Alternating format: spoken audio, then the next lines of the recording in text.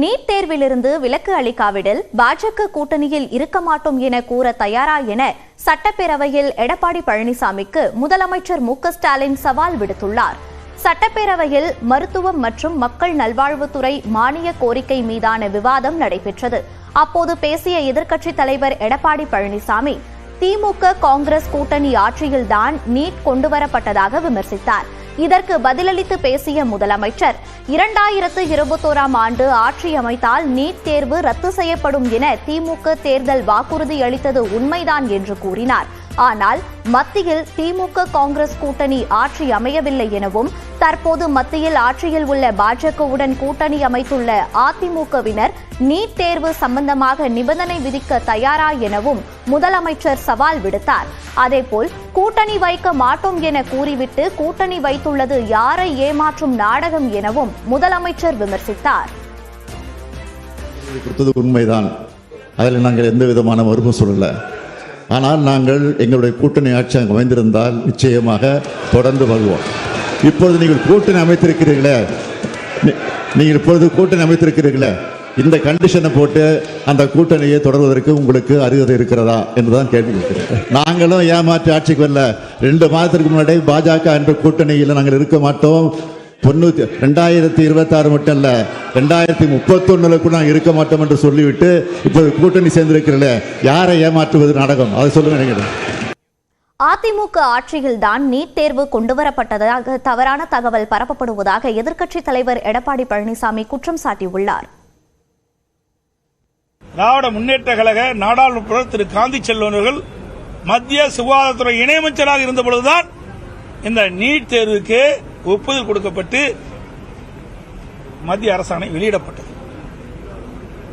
ஏதோ அதிமுக ஆட்சியில் வந்த அதிமுக இருக்கும்போதுதான் வந்தது என்ற தவறான செய்தி தொடர்ந்து முதலமைச்சரும் அமைச்சர்களும் பதிவு செய்து கொண்டிருக்கிறார்கள். இது நாட்டு மக்களுக்கே தெரியும். இது கொண்டு வந்தது காங்கிரஸ் திமுக. ஏன் இளைஞர்கள் பாதிப்பாங்க அப்படின்னு உங்களுக்கு தெரியாதா? மாணவர்கள் பாதிப்பான்னு தெரியாதா? கொண்டு வந்தது இவர்கள். அதை தடுப்பதற்கு நாங்கள் கடுமையான முயற்சி எடுத்தோம், ஆனால் முடியவில்லை. பாஜகவுடன் அதிமுக கூட்டணி அமைத்ததால் முதலமைச்சர் அச்சமடைந்துள்ளதாக அதிமுக பொதுச் செயலாளர் எடப்பாடி பழனிசாமி தெரிவித்துள்ளார். சட்டப்பேரவை வளாகத்தில் செய்தியாளர்களிடம் பேசிய அவர் ஒருமித்த கருத்துடைய கட்சிகளுடன் கூட்டணி அமைத்து திமுகவை வீழ்த்துவோம் என்றும் கூறினார். இன்றைக்கு முதலமைச்சர் இப்படி துடிதுடிக்க பேசுறார். ஏங்க நாங்க கூட்டணி வச்சா நீங்க எங்க பதறீங்க? முதலமைச்சர் சட்டமன்றத்தில் ஏன் கோவப்படுறீங்க? நீங்க பயப்படுறீங்க? அதிமுக யாரோடாலும் கூட்டணி வைப்போம், அது எங்களுடைய விருப்பம், எங்களுடைய கட்சி. நீங்க எப்ப பார்த்தாலும் பலம் வாய்ந்த கூட்டணி நீங்க சொல்றீங்களே, அது மாதிரி நாங்களும் அதிமுகவும் பலம் வாய்ந்த கூட்டணியை 2026 சட்டமன்ற தேர்தல் அமைப்போம். நிச்சயமாக வெற்றி பெறுவோம். அதிமுக கூட்டணி அமைக்கப்பட்டு விட்டால் ஆட்சி மாற்றம் ஏற்படும், திமுக ஆட்சி இழக்கும், அதிமுக ஆட்சி வரும் என்று அவர் மனதிலே வந்த காரணத்தில் தான் அந்த வெளிப்பாடு பார்க்கப்படுகிறது. சட்டமன்றத்திலே நேருக்கு நேர் பார்த்தேன், அவர் பதற்றப்படுறதை பார்த்தேன். எல்லாம் பாரதிய ஜனதா இவர்களோடு இணைந்து பணியாற்றுகின்ற பொழுது இனிச்சுது, இப்ப கசக்குதா?